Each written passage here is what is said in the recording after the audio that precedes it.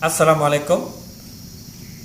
Bertemu kembali dengan saya Ciptaning, pengasuh Majelis Dzikir dan Tasawuf Sirul Asrar. Pada kesempatan kali ini saya sedang berada di Komplek Bima Sakti Farm yang berada di bawah lereng Gunung Welirang, Desa Celaket, Kecamatan Pacet, Kabupaten Mojokerto. Pada Komplek Bima Sakti Farm ini sedang dibangun sebuah komplek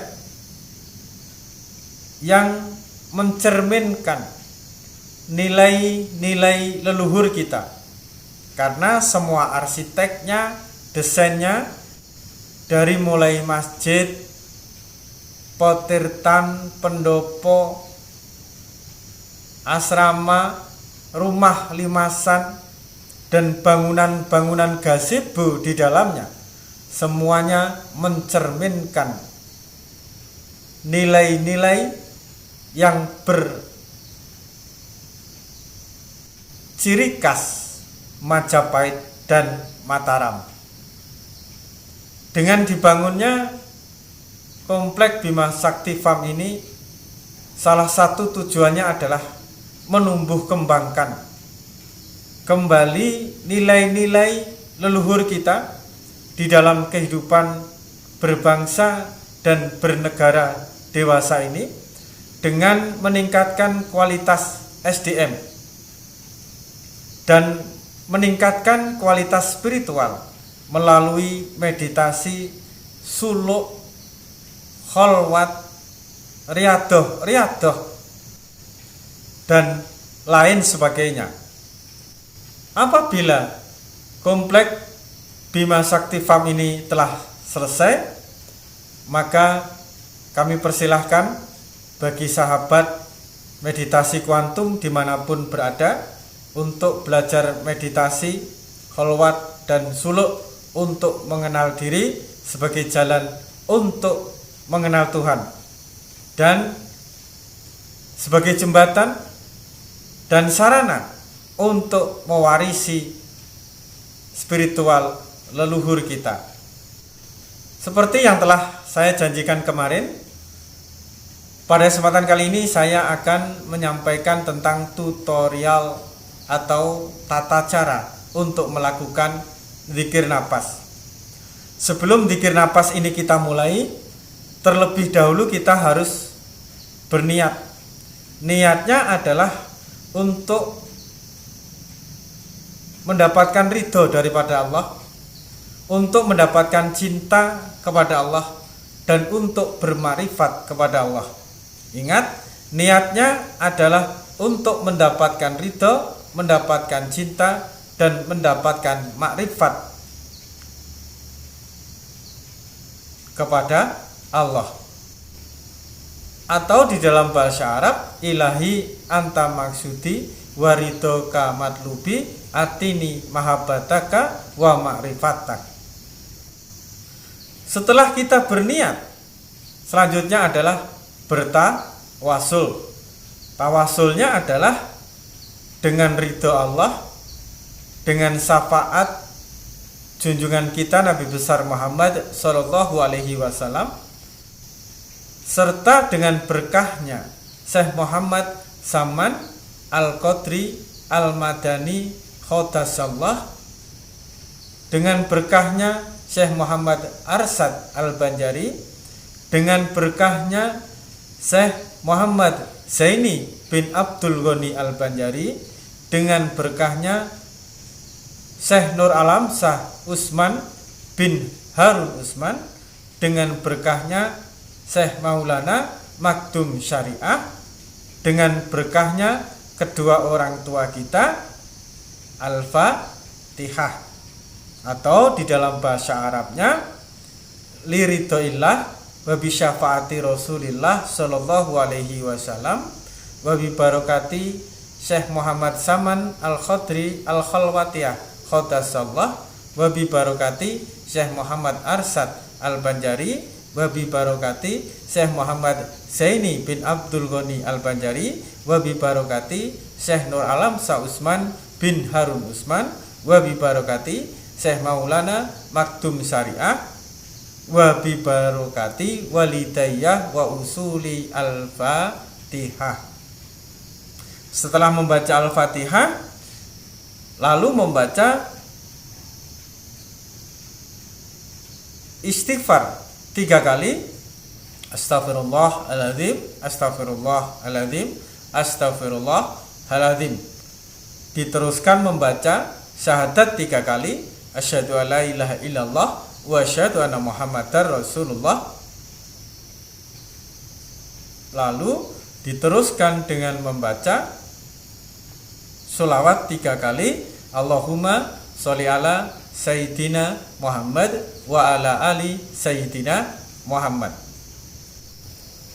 Yang membedakan zikir nafas di dalam majelis Sirul Asra dengan zikir nafas yang lainnya adalah zikir nafas di majelis Sirul Asra ini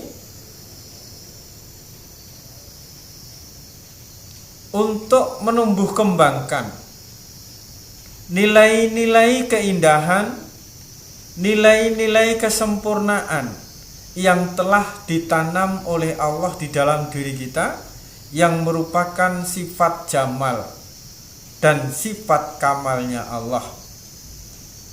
Dengan menggali, menemukan, menyelami sifat kamal dan sifat jamal tadi, sehingga kita mampu menemukan sebuah keindahan di dalam budi pekerti kita, di dalam ucapan kita, di dalam tingkah laku kita, di dalam perangai kita, sebagaimana yang telah dicontohkan oleh leluhur kita, terutama yang telah dicontohkan oleh junjungan kita Nabi besar Muhammad sallallahu alaihi wasallam. Apabila kita telah mampu meraih perangai, meraih cita rasa yang indah yang ada di dalam diri kita, maka segala sesuatu yang terjadi di dalam kehidupan kita, baik itu yang ada di dalam diri kita maupun yang ada di luar diri kita, akan menjadi indah, akan menjadi berkah, dan segala sesuatunya akan membahagiakan diri kita. Sebagaimana Allah berfirman, kalau bukan karena engkau ya Muhammad, maka tidak aku ciptakan segala sesuatu. Sehingga apabila kita telah menemukan cahaya yang indah di dalam diri kita, berupa keikhlasan, ketulusan, keridhaan, cinta kasih, dan lain sebagainya, di dalam zikir nafas kita menemukan cahaya keindahan tersebut, rasa keindahan tersebut, maka ada alasan bagi Allah untuk menjadikan keindahan yang kita temukan tadi menjadi sesuatu, menjadi segala sesuatu, menjadi sebuah keadaan, menjadi sebuah kejadian di dalam kehidupan kita, yang semuanya itu serba indah, yang semuanya itu serba berkah.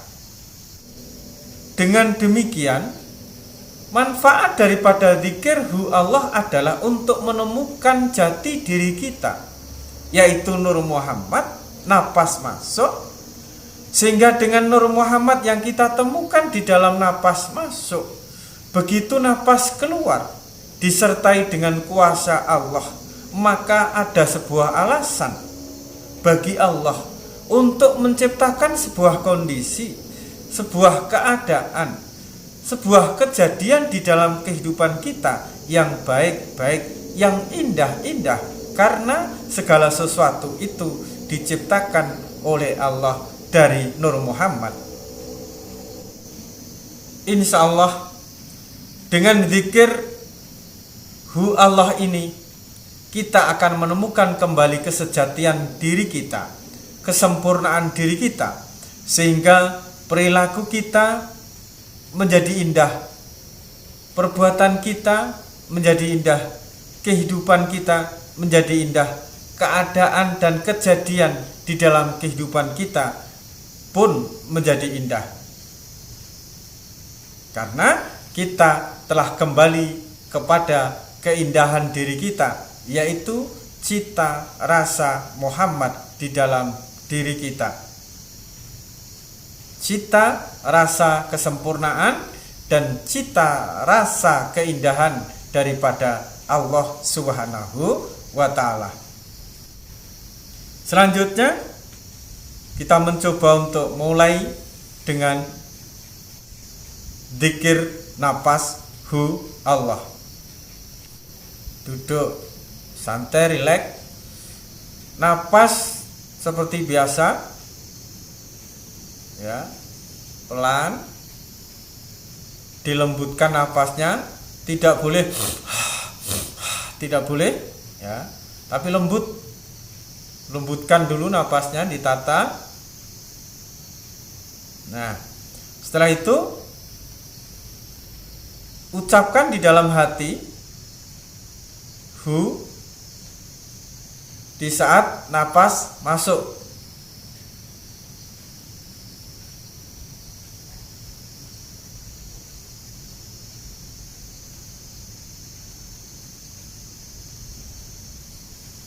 Ya, napas masuk hu,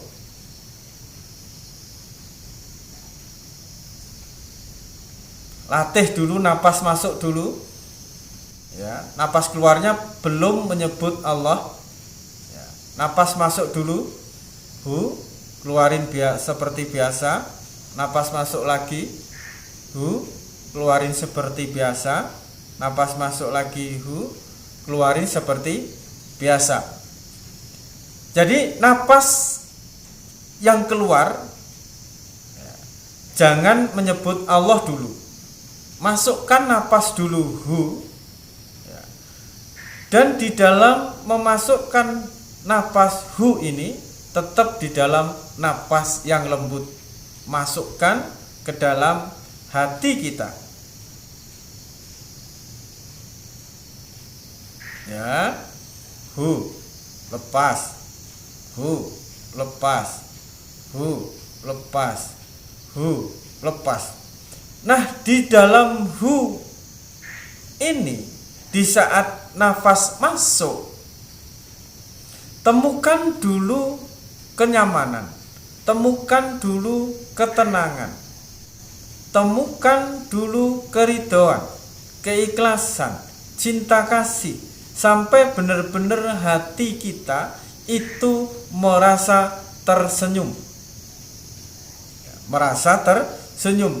Kita merasakan hati kita benar-benar sudah tersenyum.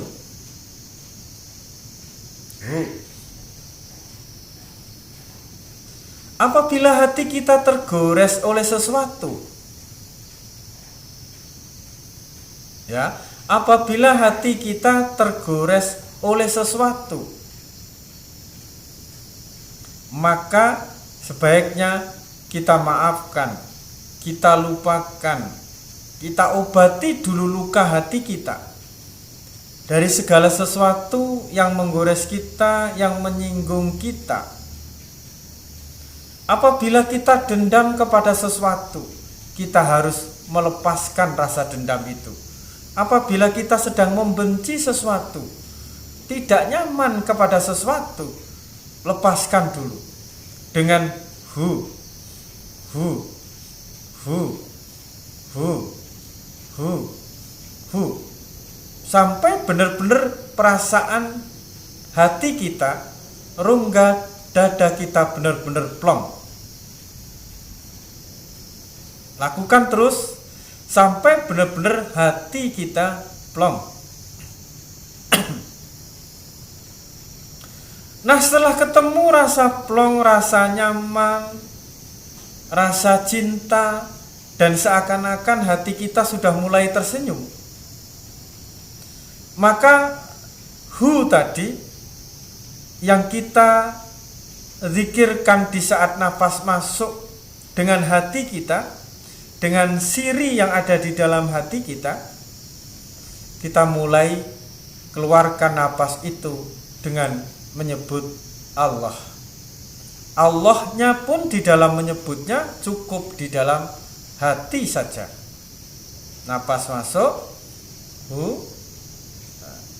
ketemu dengan cinta kasih di dalam hati, kenyamanan di dalam hati, kita keluarkan dengan napas keluar Allah. Napas masuk, kita temukan lagi dengan kelapangan dada kita, kelapangan hati kita, senyum yang ada di dalam hati kita. Kita keluarkan dengan menyebut Allah. Terus diulang. Allah. Allah. Allah. Napas tidak boleh tersengal-sengal. Dilambatkan tidak boleh, dicepatkan tidak boleh. Harus lembut seperti napas biasa.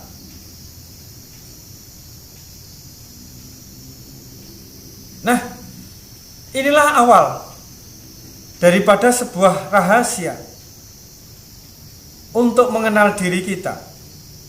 Pada tingkatan selanjutnya, saya akan jelaskan tentang hakikat tubuh kita dan hakikat batin kita, agar tubuh kita ini, jasad kita ini tersambung dengan junjungan kita Nabi besar Muhammad Sallallahu Alaihi Wasallam, dan batin kita tersambung dengan batin daripada junjungan kita Nabi besar Muhammad Sallallahu Alaihi Wasallam, beserta tersambung dengan guru-guru kita, orang tua kita, leluhur kita, sehingga leluhur dan orang tua kita mampu kita muliakan di alam akhirat, mampu kita sempurnakan, mampu kita dudukkan bersama guru-guru kita dan dengan junjungan kita Nabi besar Muhammad Sallallahu Alaihi Wasallam. Zikirhu Allah ini adalah awal, adalah benih untuk mengenal hakikat daripada manusia. Dan sebenarnya napas itu adalah sebagai bentuk daripada sebuah syahadat. Napas masuk adalah kita sedang bersaksi kepada diri kita sendiri. Kita sedang bersaksi kepada diri kita sendiri. Sesungguhnya di dalam diri kita terkandung sifat-sifat daripada Muhammad, sifat-sifat daripada Rasul. Sifat-sifat daripada Muhammad adalah sifat-sifat daripada Nur Muhammad yang indah-indah, yang memberi, mengabdi, mencintai, ridho, bisa berkorban, bisa berjuang.